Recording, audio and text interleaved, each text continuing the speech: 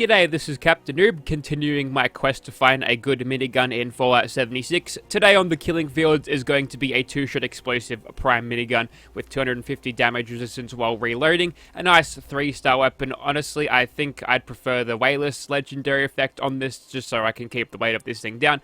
But I'm not going to be too picky. It's a 2-shot explosive weapon with chrome painting. Yeah, look at that. That's the thing you get from the Atom store. I'm not sure if you can still pick it up, but it is worth 400, so you could probably earn this easily if you like grinded those daily things out for a week or just with random gameplay. So yeah, 400 atoms is not a whole lot of things to get, and we're getting 43 damage out of this thing unperked, which is pretty solid, I suppose. I'm guessing that's a lot more than what we would have got pre-patch, which is a huge bonus. But let's go ahead and upgrade that even more with some perks. Obviously, we're having the strength build tuned to heavy guns today.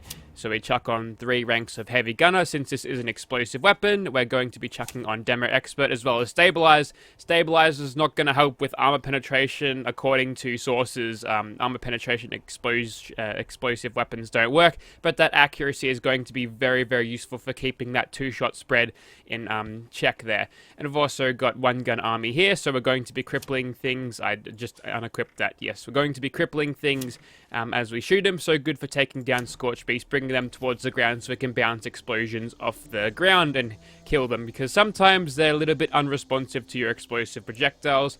That is basically it for the build, and with all of those things we get 87 damage out of this, which correct me if I'm wrong, I'm pretty sure we had a little bit more out of the Vampires minigun. That one wasn't 2-shot or explosive, but we did have Nerd Rage going and like all of that extra adrenal reaction too, so that at full health is not too bad. Let's just get into some gameplay.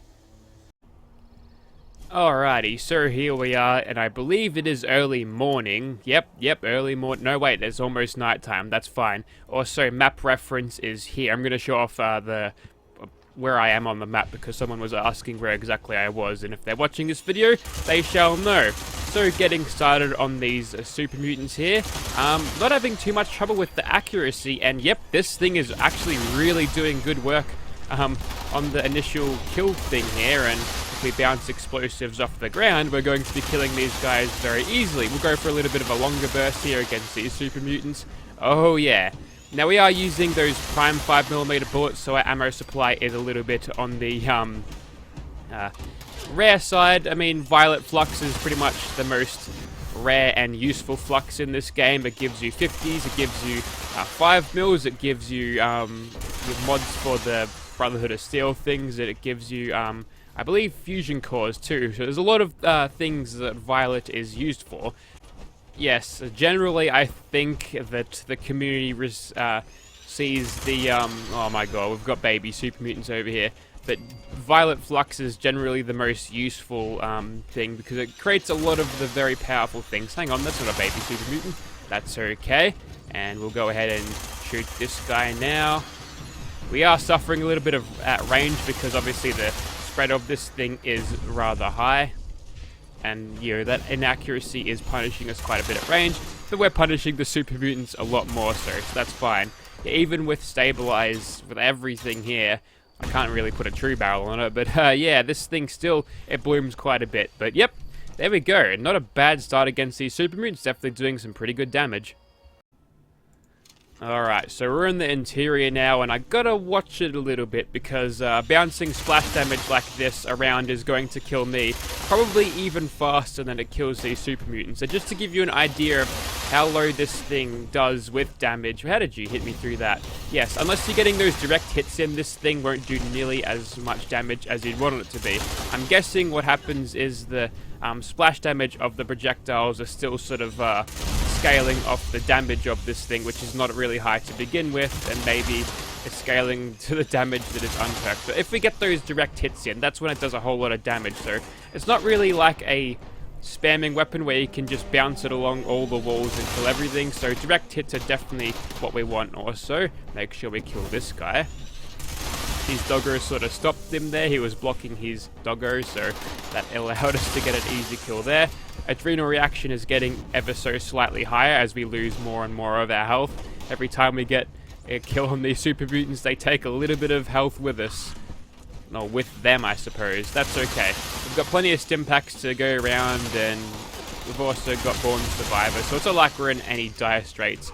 It's just that when we get close to these super mutants, we have to back off a little bit, turn around and shoot them. It's easy to outpath these guys. So these guys have got no fucking idea what to do now that I'm up here, so they'll just stand there and dawdle for a little bit until they realize, hang on, I've got no cover. I need to get into cover, otherwise I'm going to be shredded by a 2-shot explosive minigun. So let's just go ahead and mow these guys down. And of course you can't burst fire like you could with this thing back in Fallout 4. None of the spinny barrels can do that anymore, which is really a shame, because that's something you could do back in Fallout 4. Oh, it's a minigun on minigun fight. I win because I got the trigger pulled first. I guess my barrels are Makita motors, and he's got Milwaukee motors. That's right. I don't use no red tools. I ain't no commie. And we'll kill that guy, reduce him to a pile of bloody giblets. That guy goes next. So pretty efficient on our somewhat limited supplies of prime 5mm ammo. But I think in terms of prime barrels on miniguns, the damage that you get extra from it doesn't really justify having it on in the first place. I think it's actually better if you were to it's more efficient if you were to use those prime bullets on a Gatling gun instead, because it's got a high base damage to, you know, get that extra damage from, whereas the minigun, not so much. Obviously, pre-patch this would have been worse, but it has improved a little bit, but whether it's still usable or worth using with the prime receiver and the ultra sight rounds is, you know, up to speculation. You could probably do just fine without this thing whilst using regular ass bullets, so we'll keep on going. I'm so glad that I did hold on to this weapon though, because it is performing a hell of a lot better than it did pre-patch when they nerfed TSC. And even when this thing was around during when TSC was very, very overpowered, this thing felt very, very weak. I feel like its damage is better now. Oh yeah, we're just dropping these super mutants in seconds, which is great. Still not the most efficient weapon on 5mm ammo. The Gatling gun of the 2-shot explosive variety will definitely be more efficient than this thing with ammo, but still, it's a minigun. You get a whole lot more DPS, I suppose. Alrighty, we did get a legendary within that, so a bolstering metal chest piece. That's something for the vendors. I'm actually approaching the cap of how many caps I can carry on me right now, so probably won't be... I'll probably just be dropping some of these sometimes, unless I've got, like, stuff from fast traveling I need to, you know, make up. But, yep. I think we're just about done. I hear no footsteps, so, yep, we're definitely done. So, yep, very, very good weapon so far. It's actually really strong. Alrighty, since we're in the mood of killing super mutants, also there's some cunts over here taking up my ghoul spawns, and this thing doing 111 damage with a little bit of adrenal reaction. But look at that condition bar. Yeah, this thing would have been proper fucked if I had been using this pre-patch. They really did upgrade the conditions of these very well, because I am running no gunsmith right now, so this thing is holding up very, very, very well indeed. This one was resisting our... crits there, our stealth crits for the time there, but yep, we killed him very, very quickly indeed. We'll quickly loot him, and then I'll go back and probably kill some ghouls before we take on old mate Queen. Location reference for Swan, I spawn it here, or I fast travel to here, and then I go down to somewhere around here. His pond is there. Alright, let's see what we got down here. We're spending most our lives killing into the feral ghouls' paradise. And yep, here they are. The boys are back in town. I've actually got a solid spawn. Let's just annoy them, wake them all up, because I kind of want to hose them all down as they come through the door. So I won't mind using up a little bit of ammo here and there. Alright, so as they're coming through, I almost kill myself by shooting at that pole. Ghouls are squishy, so we should be able to kill these guys with fairly good, good ease. That's fucking English right there. Come on. I don't want to break your pathing too much by jumping up where you can't reach me, because then they start to run off. I feel like there should be more around here. Come on, boys. Let's see a show of numbers here. Don't be shy. There's plenty of minigun to go around. Don't you want to take a glimpse of my super shiny, sexy chrome minigun? I don't think they do, to be honest. Maybe they're impressed by Bethesda's practices of... Well, they're all... Oh, you're still here. Of course you're still here. Let me guess. Oh, yeah, you lazy bastard. And yeah, they're not very impressed by Bethesda's consumer practices, are they? No, they know what's up. They might be dead, rotting corpse people with radiation, but they still know a fucking scam when they see one now, don't they? Okay, so there's not really much of a crowd situation going on here, but we still managed to take out a lot of these ghouls with relative ease. It'd be a lot more satisfying if they were just to pile all in one and I was just able to one-burst them all, but I think you get the idea. You're going to be in good hands when you've got this thing. That's a Wendigo sound, actually. Where are you, mate? Oh, wait, you're above. I feel like I keep hearing a Wendigo breathing, but no, it's just shamblers going around. Yeah, you can die now, mate. Also, are you over there? Yes, you are. I know all of your spawning spots. And there's another one over here, is there? Or is he below me? He might be below me. But yeah, this thing, it's got you covered in these sorts. Ah, there you are, Hannah. You got yourself stuck into a wall. Well, if the kids from Until Dawn had their Wendigo stuck in the wall, they would have all survived now, didn't they? Actually, what is the canonical ending of that? Hey, do I get 10 cents if I kill that rad roach? I do. I was playing earlier today, and that was one of the challenges. Cha-ching! Thanks, Todd Howard. I am now 1/40th of the way of buying another chrome minigun.